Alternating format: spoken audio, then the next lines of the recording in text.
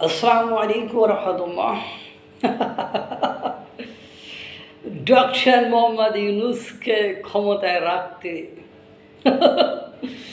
কারা আসছে জানেন? বাংলাদেশের বোয়ার পুত্র, সুপুত্র, বাংলাদেশের পীর, অলি আওলা, বাংলাদেশের আবু তালেব, পিনাকি বিন শোয়েব বিন আবদুল্লাহ, একজন রেপিস্ট, একজন মার্ডার, পিনাকি ভট্টাচার্য। 289 জন শিশু হত্যার দায়ে যে রেপিস্ট, এবং সে শাহবাগে যখন আন্দোলন করে তখন একটা মেয়েকে, মুসলিম মেয়েকে রেপ করে, গর্ভবতী করে, তার একটা সন্তানও আছে, কথিত আছে এরকম। সে রেপিস্ট, তিনি এখন বড় ইসলাম মানে হিন্দু ধর্মের লোকে ইসলাম ধর্মের উপর বই পুস্তক লেখেন, কথায় কথায় আলহামদুলিল্লাহ, ইনশাল্লাহ, সুবহান আল্লাহ বলেন। অথচ আজও তার সৌভাগ্য হয়নি ইসলামের ছায়াতলে আসা। কত বড় ফ্রড হলে একজন মানুষ এই ধরনের মাইন্ড গেম খেলতে পারে। এই তো শাহবাগের আন্দোলনের সময় স্যালাইন দিচ্ছিল, এই তো শাহবাগের আন্দোলনের সময় টিভি টক শোতে যে বলেছিল যে জামাতের শাস্তি হওয়া উচিত, 71-এর মানবতা বিরোধী যে অপরাধ, তার জন্য জামাতের শাস্তিও হওয়া উচিত। এই তো পিনাকি, এই তো লেফটিস্ট, এই পিনাকি ভট্টাচার্য যে বাংলাদেশ থেকে পলাতক, সেই পিনাকি ভট্টাচার্য। আর একজন আছে সাংবাদিক ইলিয়াস হোসাইন, আর একজন আছেন কনক সারোয়ার। তারা জুলাই এর আগে তো বাংলাদেশে ছিলই না, জুলাই গণঅভ্যুত্থানের পরেও আজও পর্যন্ত আসতে পারে নাই। যখন সকল ব্যর্থতার দায় নিয়ে ডক্টর মোহাম্মদ ইউনুস পদত্যাগ করতে চাচ্ছেন, তখন তাঁরাই জুলাইয়ের মানে স্মৃতি চেতনাকে উজ্জীবিত করে, ঐক্যবদ্ধ করে ডক্টর মোহাম্মদ ইউনুসকে রাখতে চায় ক্ষমতায়। তেরা তো রাখতে চাবেই, কারণ কি, ডক্টর মোহাম্মদ ইউনুস সাহেব যতদিন ক্ষমতায় থাকবেন, এই যে 3 জনের নাম বলেছি, এরা অর্থনৈতিকভাবে খুব বেনিফিটেড হবেন। এদের বিরুদ্ধে প্রথম দিকে পিনাকি ভট্টাচার্যের বিরুদ্ধে বিভিন্ন জায়গা থেকে চাঁদাবাজির অভিযোগ এসেছিল। বিভিন্ন লোককে বিভিন্ন সময় উনি ব্ল্যাকমেল করেন, তার মব বিভিন্ন স্থানে পাঠান, তিনি উস্কে দেন, এবং তিনি যে বাংলাদেশের কতটা কল্যাণ চান সেটা আমাদের বুঝতে আর বাকি নেই।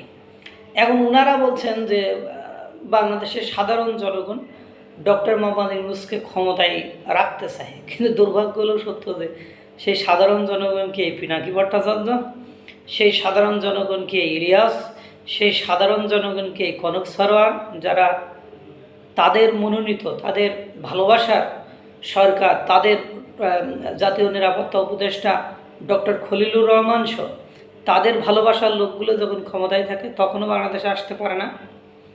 এখন যখন বাংলাদেশে সেনাবাহিনী ডক্টর মোহাম্মদ ইউনুসের সকল অন্যায় আবদারকে, ডক্টর মোহাম্মদ ইউনুসের কিছু সিদ্ধান্ত যেগুলো বাংলাদেশিদের জন্য চরম আকারের ক্ষতিকর এবং বিপজ্জনক, সেটা নিয়ে সেনাপ্রধান মুখ খুলেছে, তখন এরা বিদেশ থেকে হুমকি দেয় ডক্টর মোহাম্মদ ইউনুসকে রাখার জন্য আমরা প্রয়োজনে বিদেশ থেকে একসাথে বাংলাদেশে ল্যান্ড করবো। আহো বাবা আহো, তোমরা তো বাংলাদেশে আসো, বাংলাদেশের আইনের কি শাসন আছে, বাংলাদেশের এই ডক্টর মোহাম্মদ ইউনুসের অধীনে কি সংস্কার হয়েছে, এই ডক্টর মোহাম্মদ ইউনুসের মানে অধীনে কি আইন আছে, কি সংবিধান আছে, কি বিচারালয় আছে, কি প্রশাসন আছে, আমরা দেখতে চাই।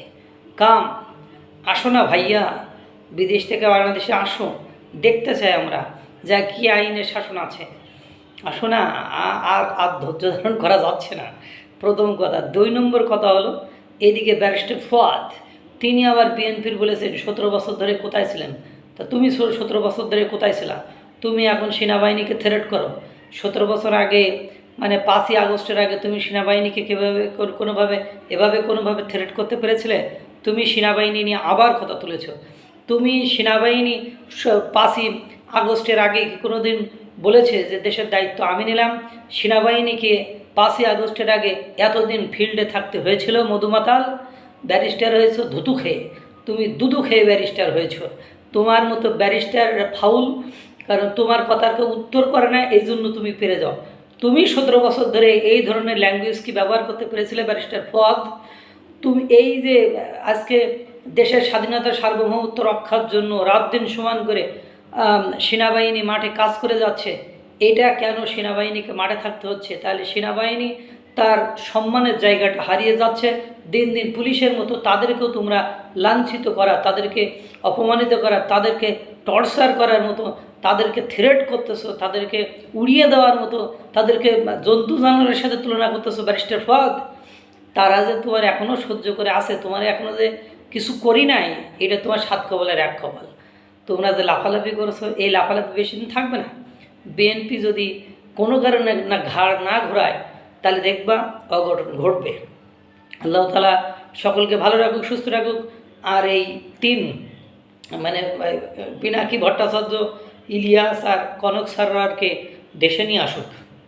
আল্লাহ তখন বোঝা যাবে যে ইউনূস সাহেবের চরিত্রটা আরও কতভাবে প্রকাশিত হয়। ইতিমধ্যে ডক্টর ইউনূস সাহেবের চরিত্র প্রকাশিত হয়ে গিয়েছে। তার ক্ষমতায় থাকার মতো আর কোনো ক্যাপাবিলিটি নেই। কাদের আন্ডারে চলতেছে, কিভাবে চলতেছে, কি করতেছে, তিনি জনগণের জন্য কাজ করছে কিনা, এটা সাধারণ জনগণ বুঝে গেছে।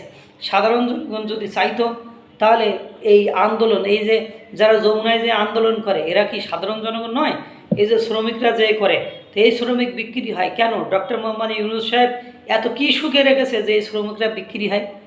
একটু ভাবিয়েন, বালিশ মাথায় দিয়ে নালি মাথার উপরে দিয়ে একটু ভাবিয়েন, কাজে দিবে। আল্লাহ তাআলা সকলকে ভালো রাখুক, সুস্থ রাখুক। আসসালামু আলাইকুম ওয়া রাহমাতুল্লাহ।